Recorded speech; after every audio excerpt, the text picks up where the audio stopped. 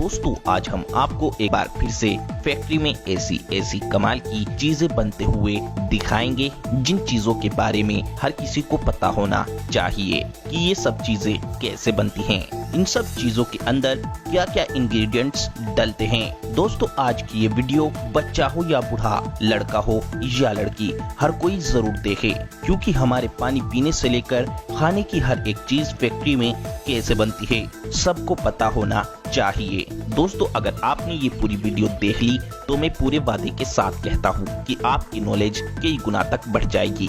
दोस्तों हमने ये वीडियो बहुत ही ज्यादा कड़ी मेहनत कर बनाई है, इसीलिए सभी दोस्त इस वीडियो को अभी एक छोटा सा लाइक जरूर कर दें और वीडियो को पूरा आखिर तक जरूर देखें। तो चलिए वीडियो को शुरू करते हैं। Milk factory making. दोस्तों जो आप पैकेट में मिलने वाला दूध घर पर लाकर पीते हैं, क्या दोस्तों आपने कभी सोचा है कि ये पैकेट और बोतलों में मिलने वाला दूध फैक्ट्रियों में कैसे तैयार होता है। दोस्तों सभी को पता होना चाहिए कि ये पैकेट और बोतलों के अंदर मिलने वाला दूध फैक्ट्री में कैसे बनता है। दोस्तों बड़ी बड़ी डेयरी फार्म में पशुओं का दूध इस तरह की मशीनों के द्वारा निकाला जाता है, जो कि ये भारी मात्रा में दूध फैक्ट्री के अंदर जाता है।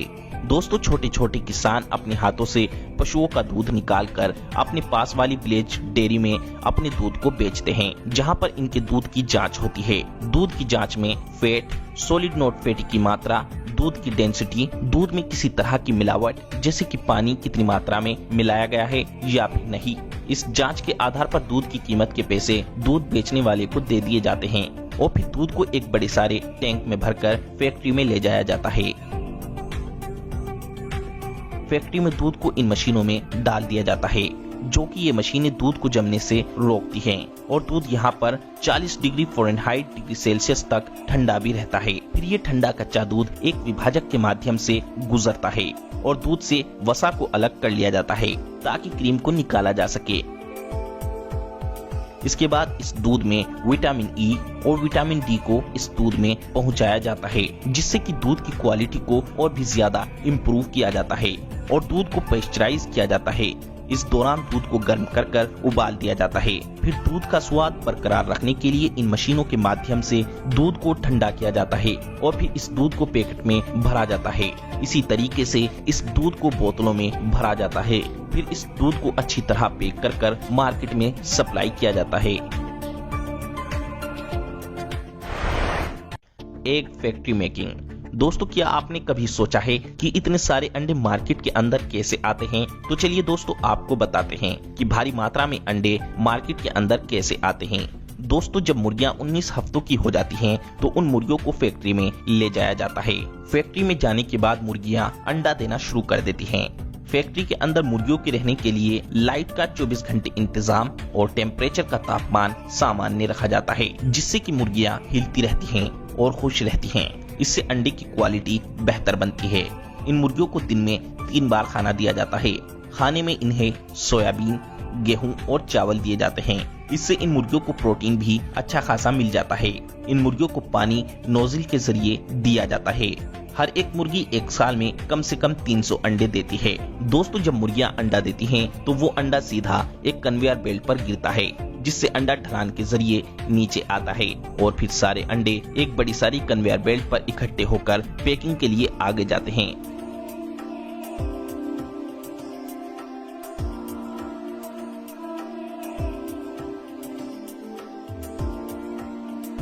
यहाँ पर ये ऑटोमेटिक मशीन इन अंडों को उठाकर बड़ी ही फिनिशिंग के साथ में अंडों की ट्रे में भर देती है और फिर इन अंडों को मार्केट में भेज दिया जाता है। इस तरीके से फैक्ट्रियों में भारी मात्रा में अंडे तैयार किए जाते हैं। Supplement factory making process. दोस्तों हर जिम करने वाला लड़का अधिकतर सप्लीमेंट यूज करता है अपनी बॉडी को तकड़ी, खूबसूरत और हेल्थी बनाने के लिए। लेकिन क्या दोस्तों आपने कभी सोचा है कि सप्लीमेंट फैक्ट्री में कैसे बनता है? सप्लीमेंट बनाने के लिए इसके अंदर क्या क्या चीजें डाली जाती हैं? सप्लीमेंट हमारी बॉडी के लिए कितना फायदेमंद है और कितना नुकसानदायक? दोस्तों आपके मन में ये सवाल तो जरूर आता ही होगा कि सप्लीमेंट में ऐसी क्या चीज होती है जिससे हमारा शरीर इतनी तेजी से फूलकर तकड़ा होने लगता है। तो दोस्तों मैं आपको बता दूं, जितने भी सप्लीमेंट आपके शरीर को तेजी के साथ में फुलाकर तकड़ा बनाते हैं, उन सब सप्लीमेंट के अंदर अधिकतर जानवरों की हड्डियों का इस्तेमाल किया जाता है और सप्लीमेंट के अंदर अधिकतर उन जानवरों की हड्डियों का यूज होता है जिन जानवरों की हड्डियों में प्रोटीन सबसे ज्यादा पाया जाता है।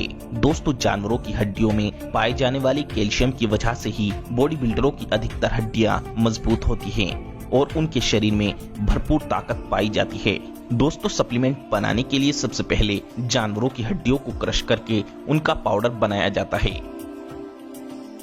फिर इस पाउडर को इस मशीन में डाला जाता है। फिर इसमें माल्टोडेक्स्ट्रीन, लैक्टोज, कई तरह के मिनरल्स, फाइबर और एंजाइम्स डाले जाते हैं जिससे हमारे शरीर का डाइजेस्टिव सिस्टम सही रहे और हमारे शरीर को ज्यादा से ज्यादा कई तरह के पोषक तत्व मिल सकें। फिर इसमें शुगर और फ्लेवर को डाला जाता है। इसके बाद मशीन को ऑन कर दिया जाता है।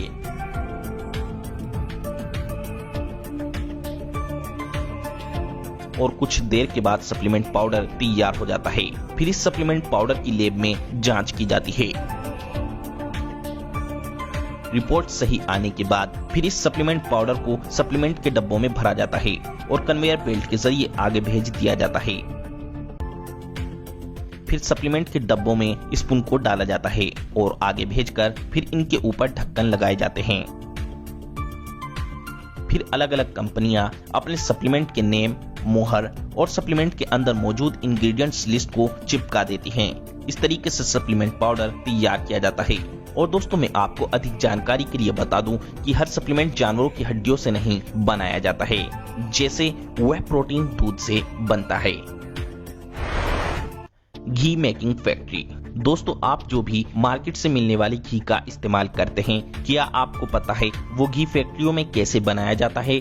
दोस्तों ये तो सबको पता है कि देसी घी हमारे शरीर के लिए बहुत ज्यादा फायदेमंद होता है, लेकिन दोस्तों देसी घी महंगा होता है, इसीलिए लोग देसी घी का बहुत कम मात्रा में इस्तेमाल करते हैं और मार्केट से मिलने वाले तरह तरह के सस्ते डालडा और वनस्पति घी का इस्तेमाल खाना बनाने के लिए करते हैं। लेकिन दोस्तों ये घी फैक्ट्री में बनता कैसे है, चलिए जानते हैं। दोस्तों ये डालडा वनस्पति घी कई तरह के चुनिंदा पेड़ों से बनाया जाता है, जैसे पाल्म ऑयल, ताड़ के पेड़ का ऑयल या फिर च्यूरी के पेड़ से भी डालडा घी तैयार किया जाता है। दोस्तों घी बनाने के लिए सबसे पहले पाल्म ट्री के पेड़ के बीज का तेल निकाला जाता है। फिर इस तेल को इन मशीनों में फिल्टर किया जाता है, जिससे कि तेल के अंदर से सारे गंदे विषैले पदार्थ खत्म कर दिए जाते हैं। फिर इस तेल को एक बड़ी सारी भट्टी पर पकाया जाता है और इस तेल के अंदर फिर कलर, फ्लेवर और कई तरह के अलग अलग पिगमेंट्स डाले जाते हैं। फिर विटामिन ए, विटामिन डी डाले जाते हैं, जिससे घी का स्वाद बढ़ता है और घी को एक सुंदर कलर मिलता है।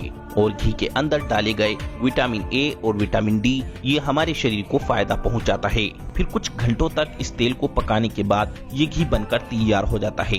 फिर इस घी को 25 से 30 डिग्री सेल्सियस तक ठंडा करके घी को पैक करने का काम शुरू कर दिया जाता है। इस तरीके से डालडा और वनस्पति घी फैक्ट्रियों में तैयार किया जाता है। और दोस्तों कुछ लोकल कंपनियां ज्यादा मुनाफा कमाने के लिए इस पाल्म ऑयल या ताड़ के तेल में मोम को मिला देती हैं, जिससे कंपनियों को काफी ज्यादा फायदा होता है। इसीलिए घी किसी भी लोकल कंपनी का ना खरीदें। Coca Cola factory making. दोस्तों आप जो कोका कोला कोल्ड ड्रिंक पीते हो, उसे पीने से पहले आपको जरूर पता होना चाहिए कि आखिर ये कोका कोला फैक्ट्री में कैसे बनती है। दोस्तों कोका कोला बनाने के लिए सबसे पहले बड़े बड़े मिक्सर में कार्बोनेटेड वाटर यानी कार्बन युक्त पानी को डाला जाता है। फिर इसमें कैफीन को डाला जाता है और फिर इसमें शुगर को डाला जाता है और फिर इसमें फास्फोरिक एसिड वी कार्मेल को डाला जाता है। फिर कोका कोला में स्वाद के लिए कोका पत्ती का अर्क डाला जाता है। फिर इस मिक्सर को बंद कर दिया जाता है और कोका कोला के अंदर गैस भरने के लिए सारी गैस की पाइप लाइनों को अच्छी तरह लॉक कर दिया जाता है। अब ये कोका कोला अच्छी तरह मिक्स होकर कोल्ड ड्रिंक बन के तैयार है। अब इसके बाद कोल्ड ड्रिंक की बोतलों को कन्वेयर बेल्ट पर रखकर आगे भेजा जाता है और इन बोतलों में कोका कोला को भरा जाता है। फिर इन बोतलों पर ढक्कन लगाया जाता है और फिर कोका कोला कंपनी अपना लोगो इस बोतल पर चिपकाकर इन बोतलों को पैक कर मार्केट में भेज देती है।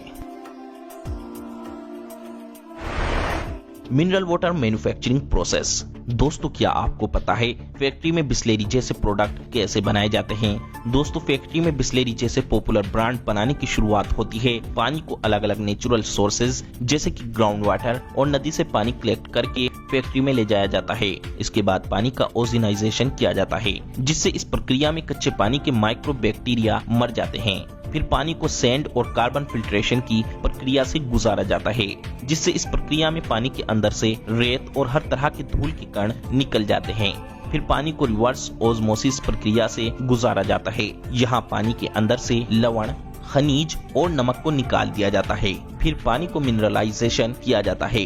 इस प्रोसेस में पानी के अंदर मैग्नीशियम और पोटेशियम जैसे कई मिनरल्स पानी में डाले जाते हैं, जिससे पानी काफी ज्यादा हेल्थी बन जाता है। इसके बाद पानी को छोटी छोटी और बड़ी बड़ी बोतलों में भरकर पैक कर दिया जाता है और फिर बिस्लेरी जैसे प्रोडक्ट मार्केट में सप्लाई किए जाते हैं।